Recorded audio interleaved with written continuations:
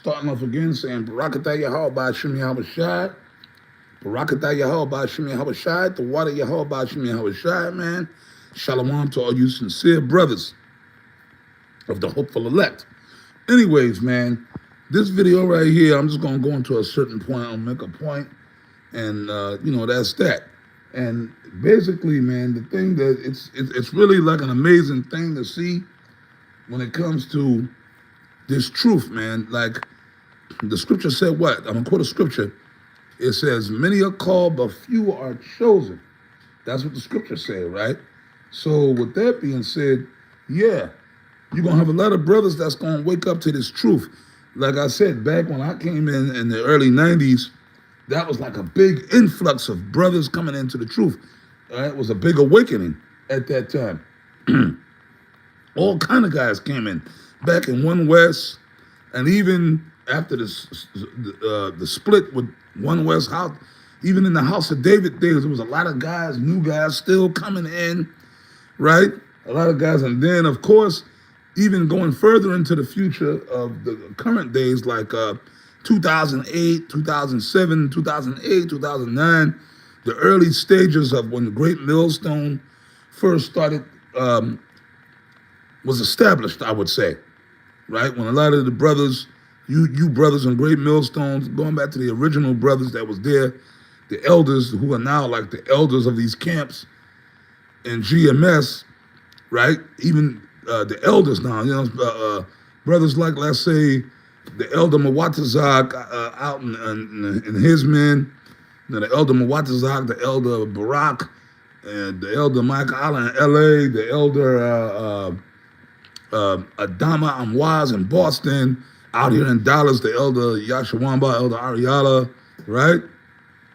And, out in Chicago, the elder Malcolma, the elder Uriah, Yahya, and the other top brothers in that camp, And, the list goes on, right? They remember when they came in, most of them elders of these camps, some of them brothers been around now, damn near almost 20 years. You know what I mean? It's crazy, right? Them brothers, they damn near going on almost 20 years in this thing. That's a long time. Now, if you talk to some of them, right? I'm not even talking about the apostles and the bishops. Put us to the side for a minute. Just these elders of these camps, right? They can sit there and tell you, damn, a lot of brothers had came in, and all those brothers I mentioned, and there's many more names. I'll be here all day trying to name everybody. But those brothers, those elders that have been around since 2008, 2010, or whatever, right? So on and so forth. They can even reminisce on, damn, it was a whole bunch of other brothers that was in the camp. Some of them were leaders of the camp. There were guys that was over some of those brothers they were like the leaders of the camp, over them, right? That was in the truth, in the camps, right? And them dudes are no longer around. Them dudes are no longer around. That's why I brought out that scripture. Many are called, but few are chosen. And also, too, I always bring out the scripture in Jude, right? Certain men crept in unawares, ungodly men who were before of old ordained to this condemnation. And then there's another scripture, too, that comes to my mind. It says, they went out from us because they were never of us, right?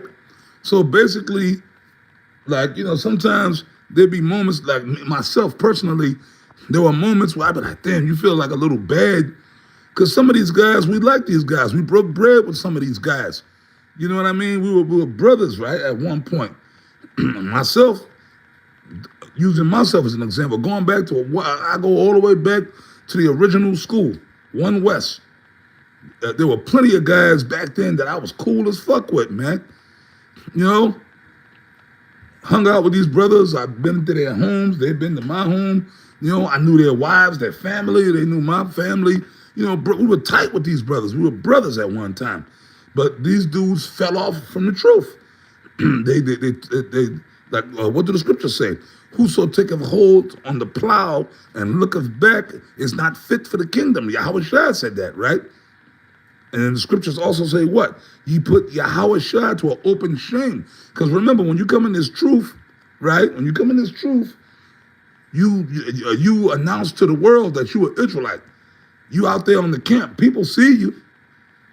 Your whole family be knowing what you're about, right? Your family, your woman you be telling her the truth. You be trying to teach her the truth. Look, you gotta accept the truth. You gotta, right? Because I know how it is when you first come in the truth, especially when you're young. You trying to teach everybody, your parents, your aunties, your uncles, your homies, your family. You trying to teach everybody, right? You wearing the garments, right? The border of blue, the fringes, the big shield of David. You proclaiming the truth, and you proclaiming the name of Yahweh Shai. You cursing them out. So you celebrating these holidays, you're doing all this wickedness, all this other stuff, right? You doing all that, right? You confirming it, and to the point where you even get into beef, you have fallouts with your family or with women or whatever it might be over its truth. You lose friends, right? Your friendships that you had in the world, you lose because you're not on the vibration with those people no more. You in the truth, right? So you do all that. You lose women, relationships, you lose your children. Because you might be with your woman and the woman don't want to believe in the truth or whatever. She don't like the fact that you're in the truth. So she leave and she take your children, don't let you see your children, all that shit, man, right? So you go through all that, right? Especially, and there's guys that have been in the truth for years. This is the thing. It's not like dudes just come in and fall out. That happened to certain guys, but there's dudes who have been in the truth for 20 years, 2 decades. After 20 years, all the sacrifices and things that you have done and gone through, right? Probably getting the, hey, that's another thing. Then, behold, the devil shall cast some of you into prison that you may be tried. Dudes have been locked up in jail for this thing. So after all that, how could you fall out? Because it's all spiritual. That should be like, if you don't have the spiritual understanding, it could be mind-boggling, right? But we have the understanding, so it's not mind-boggling to us. A lot of dudes have fell out. Like I said, I can recall, man, shit, 35 years I've been in this thing. You know how many brothers I've seen come and go? You know? But like that's why I quoted those particular scriptures. But see, those were important scriptures I quoted. Whoso taketh hold in the plow and looketh back is not fit for the kingdom. So those guys, all the guys that fell out and went back in the world, they're not going to make it, man. Because after you, remember the other scripture, Yahweh Shai spoke on that. Right? When the unclean spirit is gone out of a man, right? He walketh in dry places. But then when he leaves the truth, 7 demons, those demons that come, the completion of the demons that was on him before, come back and they bring up more demons. They find it swept and garnished because when you was in the truth, the demons left you. So your spirit is clean, right? So when you fall out the truth, those demons that were on you before come right back to you and bring 7 more demons. Really, it don't actually mean 7. 7 represents completion, a complete amount of demons. That's why these guys that fall off, they become complete reprobates. Remember what the Apostle Paul spoke on that, remember? He said, because they did not like to retain the Most High in their knowledge. For this cause, the Most High gave them over to a reprobate mind. You see what I'm saying? So the guys like that, all these guys that fall out the truth, like when you see them, that's why they bug out. That's why nowadays what happens? They become scoffers. See, in the old days, like I said, back in the One West days, right, when dudes would fall out the truth and leave the school and leave, one thing I could say at least this, back then, niggas would leave and they would just leave and disappear. They would just disappear and they would just go back into the world, man. They would just go back into obscurity. You know what I mean? They would just leave. We wouldn't see them.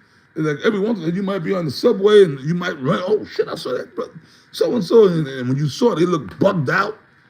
You know, they might be talking to themselves or they just look bugged out. They look at you, their eyes, like, you know, like when they see a brother, because they're convicted in their conscience, right?